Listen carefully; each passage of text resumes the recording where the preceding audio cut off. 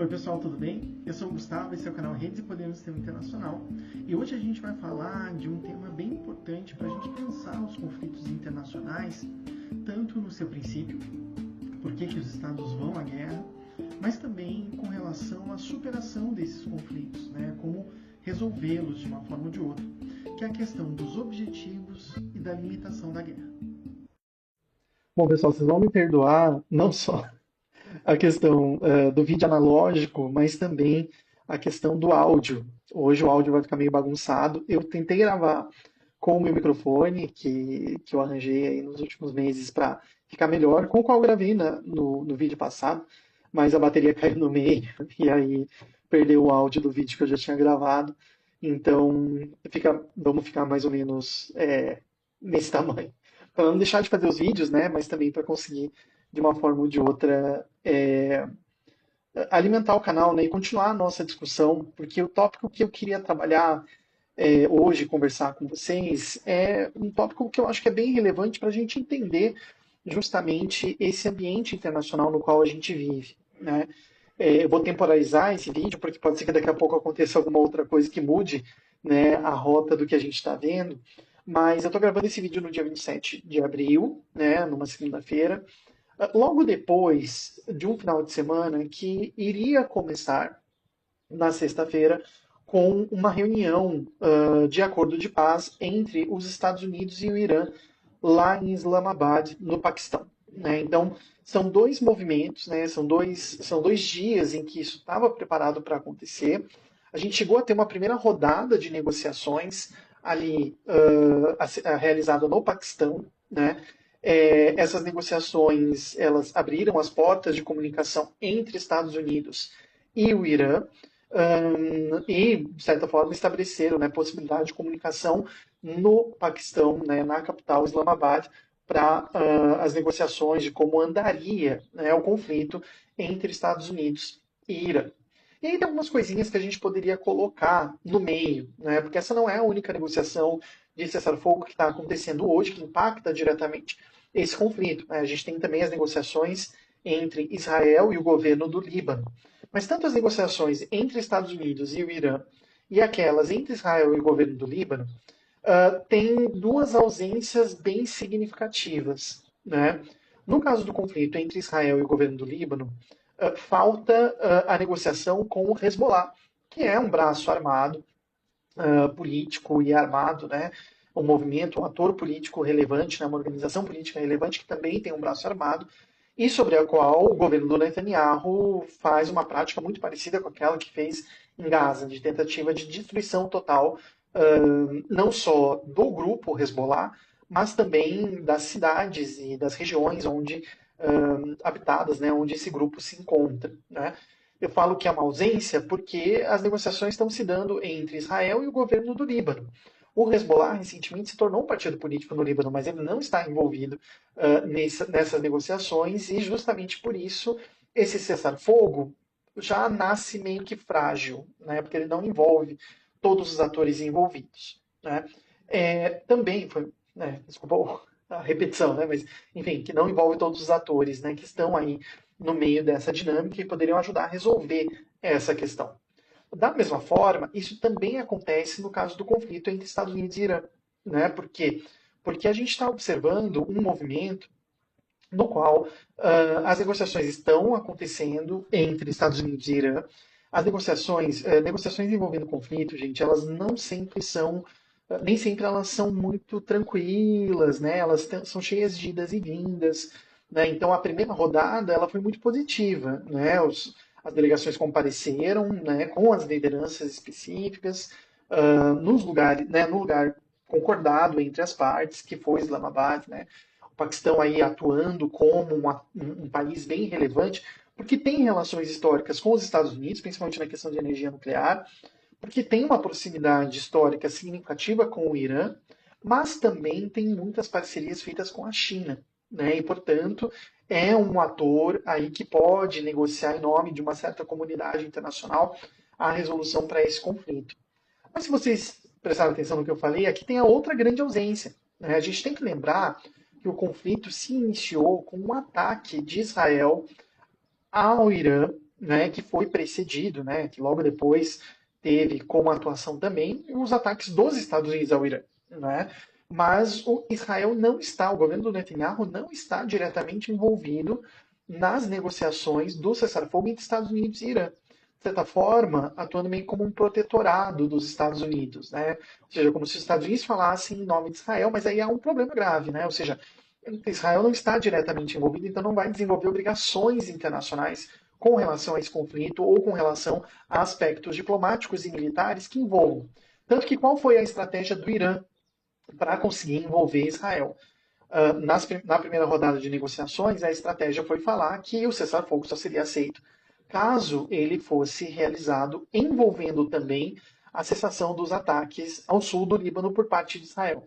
Senão, o Irã não pararia de atacar os Estados Unidos, né, os interesses dos Estados Unidos ali naquela região. Então, esse é um aspecto interessante para a gente pensar. Né? A superação dos conflitos envolve todos os atores envolvidos, por mais que esses atores envolvidos sejam atores estatais ou atores não estatais, tanto faz. Né? Há um processo importante de negociação por trás disso. Por outro lado, essa falta de capacidade de desenvolver essas negociações representa também uma questão essencial desse conflito, não é? Que é a objetividade e limitação dos interesses de cada país ao entrar em guerra um com o outro. Né? Claro que não houve uma declaração formal de guerra, mas ao tentar usar a força no cenário internacional, a gente pode usar esse termo para obter resultados políticos, né? Porque é isso mais ou menos o que acabou acontecendo. Né? É, do lado do Irã, a gente poderia dizer que a gente tem um objetivo muito específico, que é se defender. Né? Defender as instituições políticas do Estado, defender a sociedade, defender o território. Né? Porque essa defesa, de uma forma ou de outra, é resultado de uma guerra de agressão. Uma guerra de agressão de opção dos Estados Unidos e de Israel de começar uma agressão contra o Irã, né, de certa forma também sem ter muita clareza com relação aos seus próprios objetivos. A gente já ouviu por parte dos Estados Unidos e de Israel várias questões que poderiam ser consideradas como objetivos do conflito. Derrubar o regime, mudar a lógica econômica, dar suporte às teocracias monárquicas, né, ali do Golfo, proteger Israel, enfim. E de repente aparece a questão do sul do Líbano novamente, né? Então a gente tem aí uma confusão de interesses e objetivos, né, que tornam aquela máxima que a gente usa, né, para analisar os conflitos internacionais, um exemplo, né, esse conflito se torna um exemplo dessa máxima, ou seja, que a gente sabe como uma guerra começa, mas a gente não sabe como é que ela termina. Né? Acho que esse é um ponto que a gente pode refletir um pouco com relação a isso. E é esse cenário que eu queria aproveitar para discutir um pouquinho a questão dos objetivos e da limitação da guerra. Né? Eu faço essa discussão com base num texto, né, num capítulo, escrito pelo Thomas Mankin, né, chamado Teoria Estratégica, Strategic Theory, num livro que é usado como livro base, né, livro didático, digamos assim, para o ensino em graduação de língua inglesa, principalmente de relações internacionais. Né? O livro se chama Strategy in the Contemporary World. A ideia é justamente que seja um livro didático. Né? Vocês sabem que esse canal é bem analógico. Se eu conseguir, eu vou tentar colocar aqui a capa do livro em algum lugar aqui do vídeo, mas a referência vai estar aqui, né, na descrição, com certeza, para vocês terem acesso também. E nesse texto, claro, o objetivo do texto não é, até porque o livro é de 2022, né? O objetivo do texto não é analisar o conflito entre Irã e Estados Unidos, mas nesse capítulo, Thomas Mankin está trazendo uma reflexão interessante sobre como que se desenvolveu uma teoria da estratégia, né? Uma teoria do uso consciente da força no cenário internacional para questões de segurança e defesa. Né? Tanto o livro como esse capítulo está muito mais próximo dos estudos de segurança e de defesa do que da resolução de conflitos e tudo mais. Mas nesse capítulo o Mankin tenta, de uma forma ou de outra, trazer algumas ideias legais sobre como se constrói uma teoria da guerra, da estratégia, né, uma teoria da guerra, de uma forma ou de outra. Né? ele vai passar por três grandes autores da teoria da guerra, né? O Clausewitz, por um lado, que influencia muito o pensamento ocidental sobre a guerra e sobre a construção daquilo que a gente entende como uso da força para atingir objetivos políticos. E, por outro lado, ele vai observar também duas outras teorias da guerra, que é a teoria do Sun Tzu e a teoria do Mao Zedong. Né? É, eu estou trazendo esse texto não necessariamente porque eu concordo com ele, porque ele faz algumas afirmações como, por exemplo, a natureza humana é a mesma sempre, aquela discussão, né, que quem faz RI sempre está revisitando, né, se a natureza humana é boa ou ruim por natureza, né, se o ser humano é bom ou ruim, e que isso vai ser refletido no Estado e tudo mais. Mas eu acho que ele traz uma questão bem interessante ao pensar justamente essa questão dos objetivos da guerra. Que quando eu estava lendo, calha muito para a gente entender, de certa forma, isso que está acontecendo no conflito entre Estados Unidos, Irã e Israel. Né? Então ele vai falar o seguinte: a guerra pode ser lutada por um leque variado de objetivos. Né? Então, os objetivos que levam um país a fazer a guerra não são naturais, entre aspas. Né? Nenhum país está determinado a fazer a guerra ou a usar a força ou a coerção no sistema internacional. Isso é um aspecto importante para a gente prestar atenção, porque, ou seja, se não há esse determinismo, a gente consegue identificar justamente as causas da guerra e os motivos que levaram os países a adotar essa postura mais bélica, essa postura mais coercitiva no cenário internacional. Né? O Mankin vai fazer, né, vai abrir as possibilidades, dizendo de que a gente pode ir desde uma busca por conquista de território, né, conquista e controle, domínio de um território, até a destruição absoluta de um inimigo. Né? Esses dois são elementos bem diferentes entre si. E talvez em outros vídeos, vocês falem aí se vocês têm interesse que a gente aprofunde essa discussão, a gente tenha que fazer um pouco essa distinção, porque nos últimos anos a gente vem observando que os conflitos internacionais eles vêm se desenvolvendo de uma forma a não serem solucionados. Né? Eles encontram no resultado do cessar-fogo, e um cessar-fogo geralmente muito frágil, a sua solução para serem protelados no tempo. Né? Então, não se alcança muito um resultado dos conflitos. Isso leva às consequências dos conflitos protelados. Né? Nesse sentido, tem um texto da Joana Ricart, bem interessante, sobre o caso de Israel e Palestina, que eu vou deixar aqui também nas referências, né, falando sobre as consequências, né, desse protelamento no tempo de um conflito e como que isso influencia na própria construção da autoimagem que as sociedades têm de si próprias. Né? Então, acho que esse é uma discussão bem interessante que ela traz e que acho que o texto dela traduz muito bem, até melhor do que vários outros, aquela ideia, o que é a ideia de polarização que a gente pode utilizar nesses casos. Né? É, mas essa distinção entre os objetivos traz uma consequência lógica, né? Por isso uma teoria da estratégia. A depender do objetivo, eu vou ter instrumentos diferentes e eu vou ter resultados diferentes. Né? Se eu quero conquistar um território, eu tenho um método para fazer isso. Se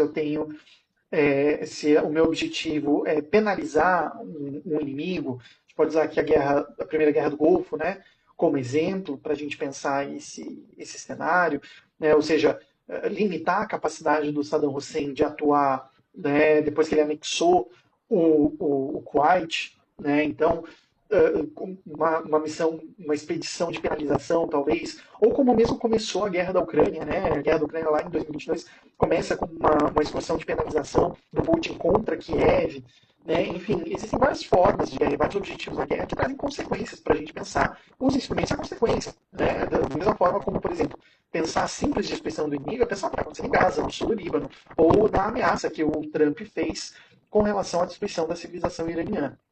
Né? É, de qualquer forma, estabelecer o objetivo traz resultados diferentes. Né? Eu falei que o Irã está observando essa guerra como uma guerra muito bem delimitada, ou seja, impedir, se defender o território, as instituições, a sociedade, mas também criar capacidade política para fazer com que os Estados Unidos parem de atacar. Né? E nessa linha de pensamento, o raciocínio foi que o Irã desenvolveu a ideia de que infraestruturas críticas ligadas aos Estados Unidos, como data centers, centros de distribuição, portos, instituições americanas localizadas na região do Golfo Pérsico, possam ser considerados alvos legítimos da guerra, né, para evitar que os Estados Unidos continuem a agressão. Então, nesse sentido, quem está na defensiva tem uma visão um pouquinho mais clara do que é essa limitação, né? Agora, no caso dos Estados Unidos, mesmo do governo do Netanyahu, a gente não tem essa clareza muito grande, porque os objetivos ou são pouco delimitados, ou eles são extremamente amplos, né? Mudança de regime, né? Alteração política interna do Irã, impedir que o Irã tenha acesso a armas nucleares, apesar disso parecer bem específico, é altamente complexo, né? Porque as armas nucleares não têm a ver necessariamente com a energia pacífica, energia nuclear para fins pacíficos, né? Então, de uma forma ou de outra, a gente tem aí um lado que está lutando com um objetivo muito claro, e um lado que está lutando ou com objetivos ilimitados ou com objetivos não muito claros, né? E aí que o Rankin fala, né, sobre como que ter objetivos limitados ou ilimitados afeta a forma como as guerras são lutadas e como elas terminam, principalmente, né? No caso das guerras de objetivos limitados, tanto os militares como os estadistas têm que traduzir o sucesso no campo de batalha para vantagens políticas com relação ao adversário. A gente tem que lembrar que a guerra é uma ação política, né? O uso da força com intenção política, né? Então, não adianta só fazer a guerra, só usar a força, senão isso leva à destruição, né? Que é aquilo que a gente falava agora há pouco. Dessa forma,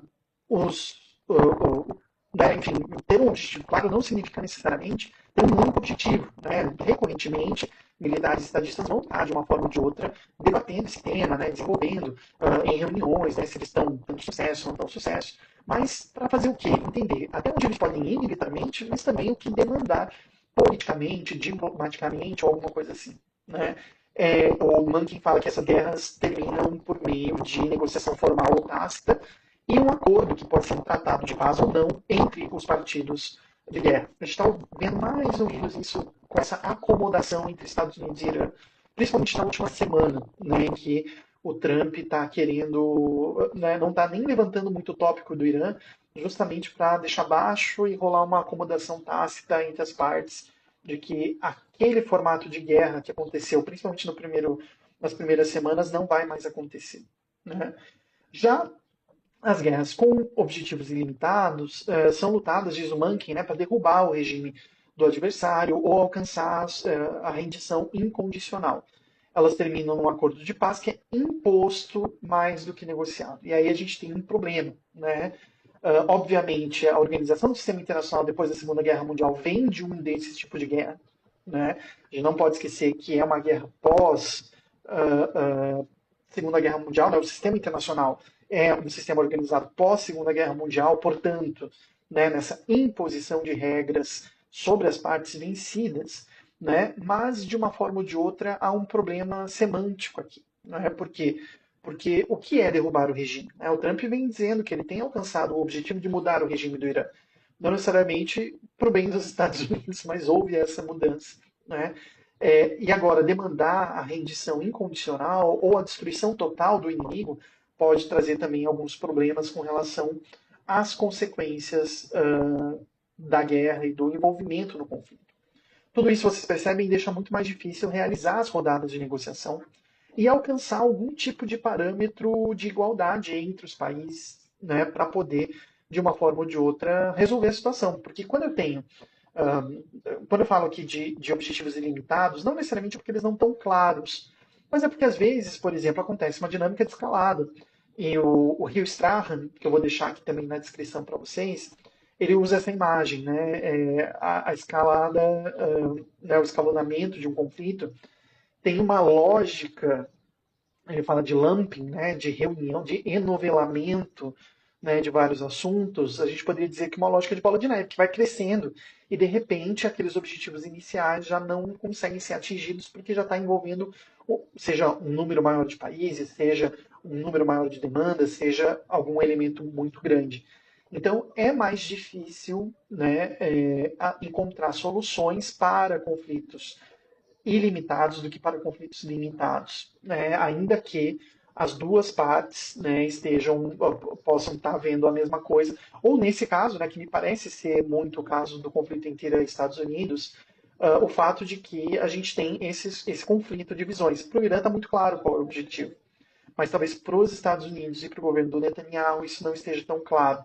Então, se o Irã oferta, como aconteceu agora na última sexta-feira, uma lista de demandas, os Estados Unidos não podem aceitar, porque isso é definir o objetivo do conflito.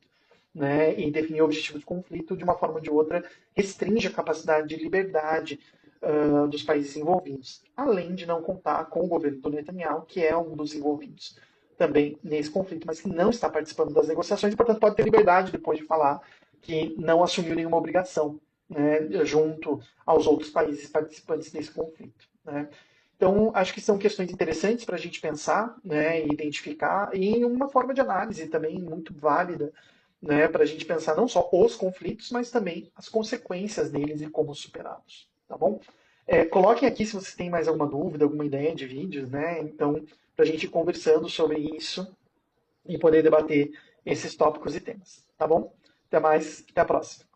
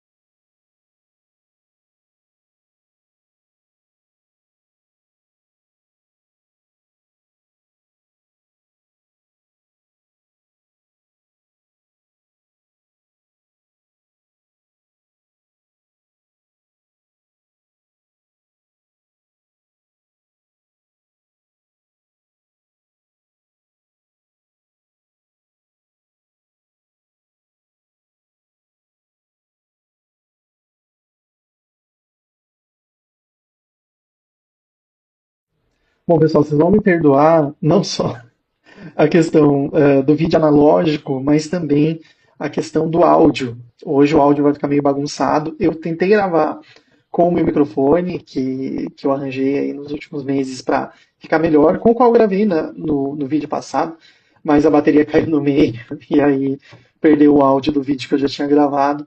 Então, vamos ficar mais ou menos nesse tamanho. Para não deixar de fazer os vídeos, né, mas também para conseguir, de uma forma ou de outra, alimentar o canal, né, e continuar a nossa discussão, porque o tópico que eu queria trabalhar hoje, conversar com vocês, é um tópico que eu acho que é bem relevante para a gente entender justamente esse ambiente internacional no qual a gente vive, né?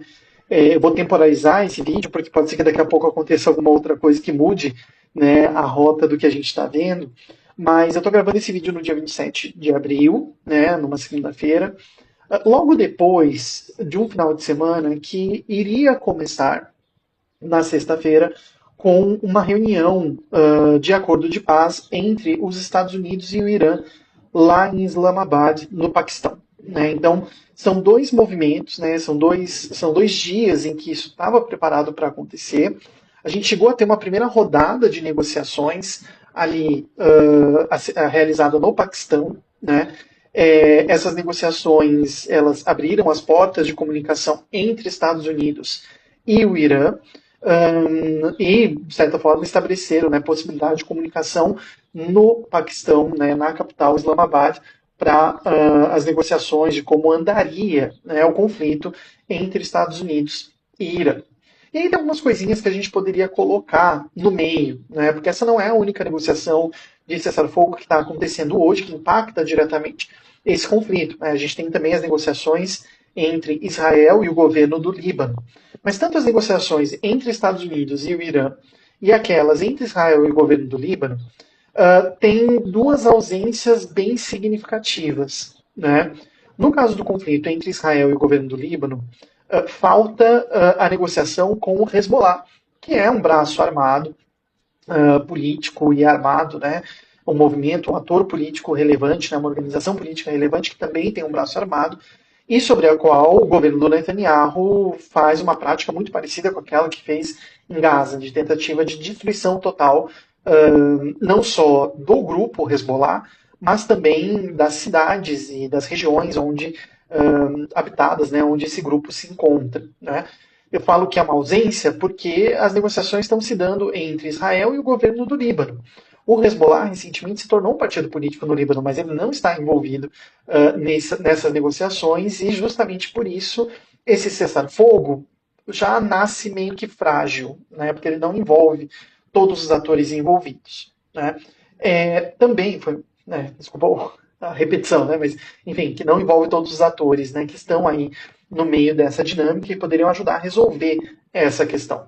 Da mesma forma, isso também acontece no caso do conflito entre Estados Unidos e Irã. Né? Por quê? Porque a gente está observando um movimento no qual as negociações estão acontecendo entre Estados Unidos e Irã. As negociações envolvendo conflito, gente, elas não sempre são, nem sempre elas são muito tranquilas, né? Elas são cheias de idas e vindas. Né? Então, a primeira rodada ela foi muito positiva. Né? As delegações compareceram, né, com as lideranças específicas no lugar concordado entre as partes, que foi Islamabad, né? O Paquistão aí atuando como um país bem relevante, porque tem relações históricas com os Estados Unidos, principalmente na questão de energia nuclear, porque tem uma proximidade histórica significativa com o Irã, mas também tem muitas parcerias feitas com a China. Né? E, portanto, é um ator aí que pode negociar em nome de uma certa comunidade internacional a resolução para esse conflito. Mas se vocês prestaram atenção no que eu falei, aqui tem a outra grande ausência. Né? A gente tem que lembrar que o conflito se iniciou com um ataque de Israel ao Irã, né, que foi precedido, né, que logo depois teve como atuação também os ataques dos Estados Unidos ao Irã. Né? Mas o Israel não está, o governo do Netanyahu não está diretamente envolvido nas negociações do cessar-fogo entre Estados Unidos e Irã. De certa forma, atuando meio como um protetorado dos Estados Unidos. Né? Ou seja, como se os Estados Unidos falassem em nome de Israel, mas aí há um problema grave. Né? Ou seja, Israel não está diretamente envolvido, então não vai desenvolver obrigações internacionais com relação a esse conflito ou com relação a aspectos diplomáticos e militares que envolvam. Tanto que qual foi a estratégia do Irã para conseguir envolver Israel? Na primeira rodada de negociações, a estratégia foi falar que o cessar-fogo só seria aceito caso ele fosse realizado envolvendo também a cessação dos ataques ao sul do Líbano por parte de Israel. Senão, o Irã não pararia de atacar os Estados Unidos, né, os interesses dos Estados Unidos ali naquela região.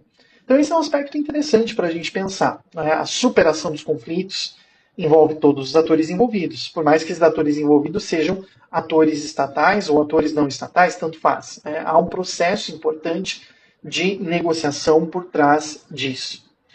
Por outro lado, essa falta de capacidade de desenvolver essas negociações representa também uma questão essencial desse conflito, não é? Que é a objetividade e limitação dos interesses de cada país ao entrar em guerra um com o outro. Né?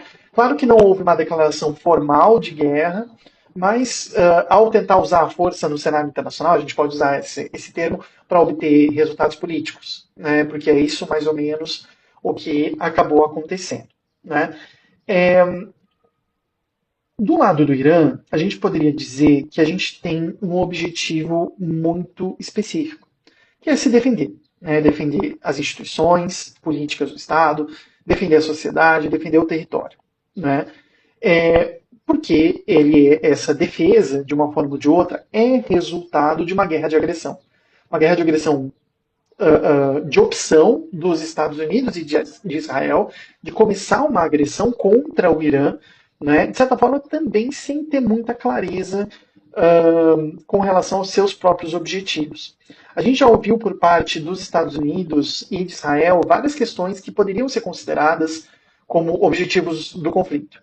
Derrubar o regime, mudar a lógica econômica, dar suporte às teocracias monárquicas, né, ali do Golfo, proteger Israel, enfim. E de repente aparece a questão do sul do Líbano novamente. Né? Então, a gente tem aí uma confusão de interesses e objetivos, né, que tornam aquela máxima que a gente usa, né, para analisar os conflitos internacionais, Um exemplo, né, esse conflito se torna um exemplo dessa máxima, ou seja, que a gente sabe como uma guerra começa, mas a gente não sabe como é que ela termina, né? Acho que esse é um ponto que a gente pode refletir um pouco com relação a isso.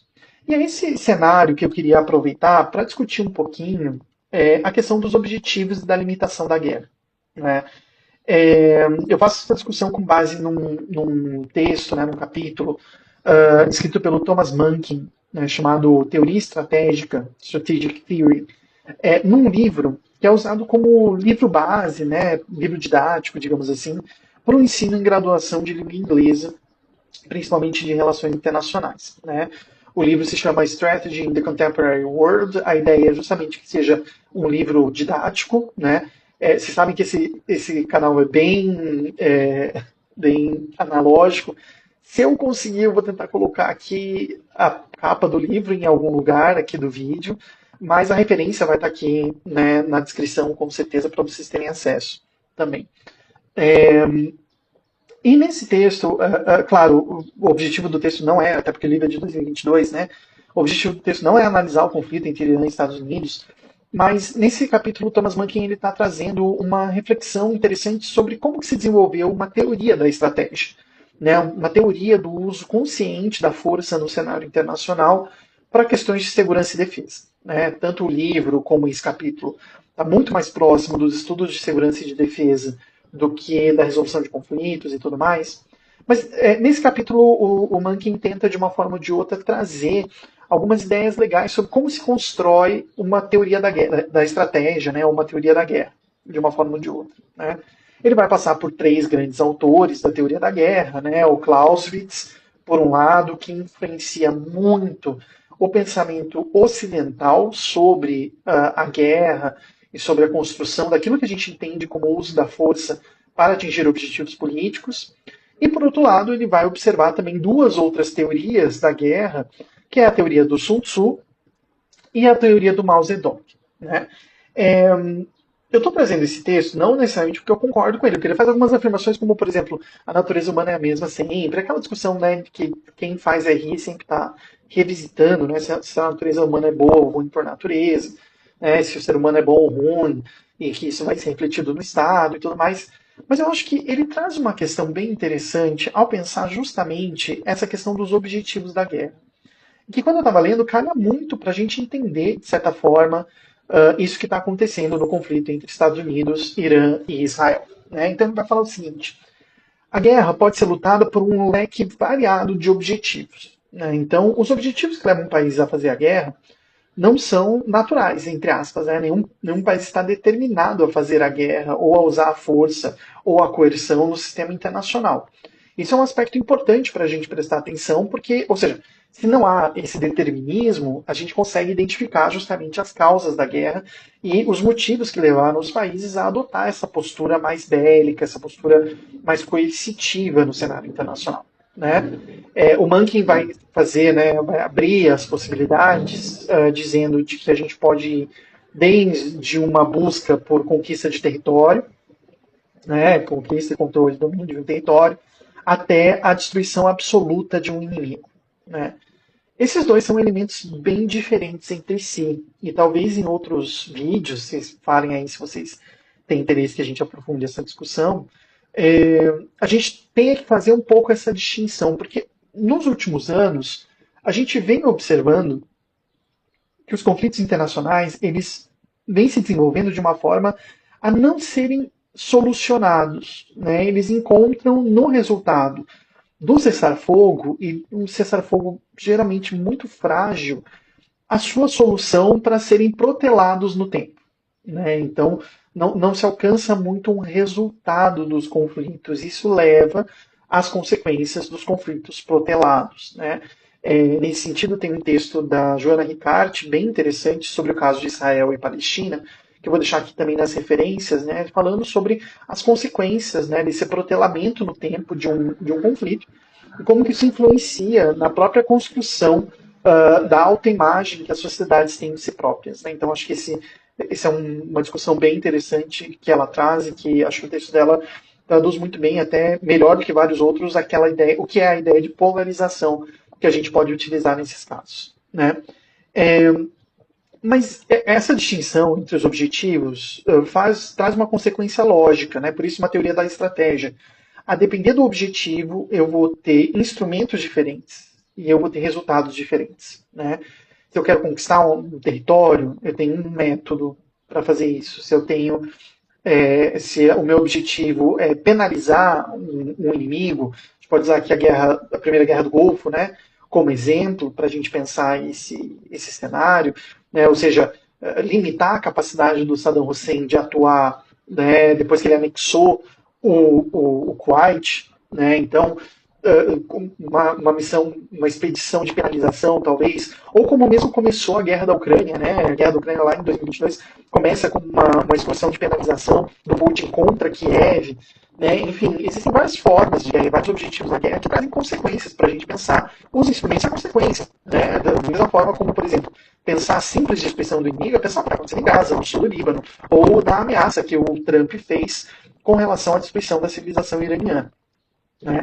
É, de qualquer forma, estabelecer o objetivo traz resultados diferentes, né? Eu falei que o Irã está observando essa guerra como uma guerra muito bem delimitada, ou seja, impedir, se defender o território, as instituições, a sociedade, mas também defender, criar capacidade política para fazer com que os Estados Unidos parem de atacar.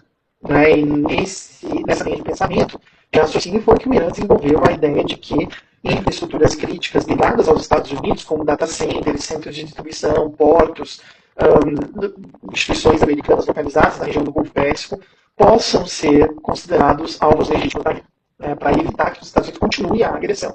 Então, nesse sentido, quem está na defensiva tem uma visão um pouquinho mais clara do que é essa limitação. Né?